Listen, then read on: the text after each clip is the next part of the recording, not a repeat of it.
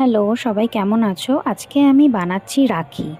এটা অনেক দিন আগেই ভিডিওটা করেছিলাম, কিন্তু আমার পোস্ট করা হয়নি, লেট হয়ে গেছে। রাখি যদিও চলে গেছে, কিন্তু ভাবলাম চলো তাও একটু তোমাদেরকে শেয়ার করা যাক ভিডিওটা।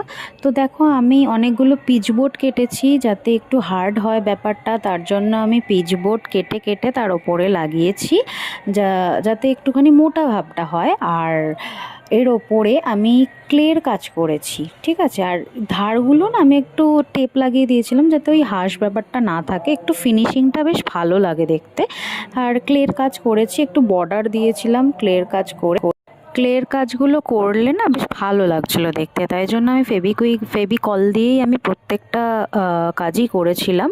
আর একটু ডিজাইনও করেছিলাম ক্লেগুলোর ওপর দিয়ে, একটু কাটা কাটা করেছিলাম যাতে একটুখানি ভালো লাগে দেখতে, কালার টালার করতে। আর সাদা কালার দিয়ে আমি প্রাইমার করেছিলাম, কারণ অন্য কিছু প্রাইমার ছিল না আমার কাছে। প্রত্যেকটার শেপ দেখো, কিছুটা গোল, কোনোটা হচ্ছে চৌকো, এরকমই ছিল।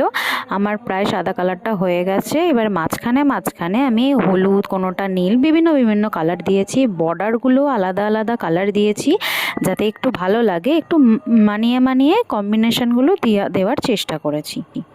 তো বেশ, আমার না ব্যাপারটা কীরকম সন্দেশ সন্দেশ লাগছিল। তোমাদের কীরকম লাগছে আমাকে জানাও তো একটু। আর কে কে রাখি বানাও সেটাও আমাকে জানিও।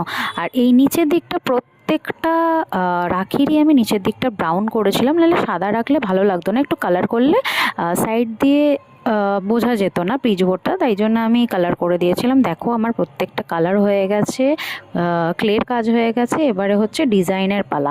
এই ছুটকু ছুটকুগুলো আমি গোপালের জন্য করেছিলাম, কারণ ও তো পুচকু, ওর হাতটাও ছোট, তাই জন্য আমি এই ছোটো ছোটোগুলো ওর জন্যই করেছিলাম। আর কিছুটা কিছুটা এরকম ভাই লিখেছি, কোনোটা দাদা লিখেছি, নিয়ে তার উপরে ফুল লতা পাতা যেরকম পেরেছি করার চেষ্টা করেছি। এবার দেখো, আমার প্রত্যেকটা রাখি তৈরি হয়ে গেছে প্রায়। অনেকগুলোই নিজের জন্য যতটুকুনি করার করেছি। আর এবছর আমি সত্যি কথা বলতে সেল করিনি। আমি প্রত্যেক বছর সেল করি, কিন্তু এবছর একদম সময় হয়নি, তাই জন্য করিনি। কিছুটা কিছুটা আমার কাছে কড়ি ছিল, ঠিক আছে, কিছুটাতে কড়ির কাজ করেছি, ধানের কাজ করেছি। তারপরে অ্যাট লাস্ট আমি এই দড়িগুলো দিয়ে সারা রাত আমি রেখে দিয়েছিলাম যাতে ফিক্সড হয়ে যায়, কারণ এইটা তো আঠা টাটা বসতে তো অনেকটা সময় লাগে না, তাই জন্য আমি ওভারনাইটে রেখেছিলাম। তো দেখো, আমি এইভাবে রেখে দিয়েছিলাম যাতে শুকিয়ে যায় ঠিকঠাক করে। তো এটা হচ্ছে ফাইনাল লুক। তো তোমরা আমাকে জানিও কীরকম হয়েছে, আর তোমাদের যদি পছন্দ হয় তোমরা নিজেরাও করতে পারো। আমি তো পুরোটা দেখিয়েই দিলাম। আমার হাতের রাখি পেয়ে আমার দাদা, ভাই সবাই খুব খুশি হয়েছে। তোমাদের যদি ভালো লেগে থাকে একটা লাইক করে দিও। টাটা।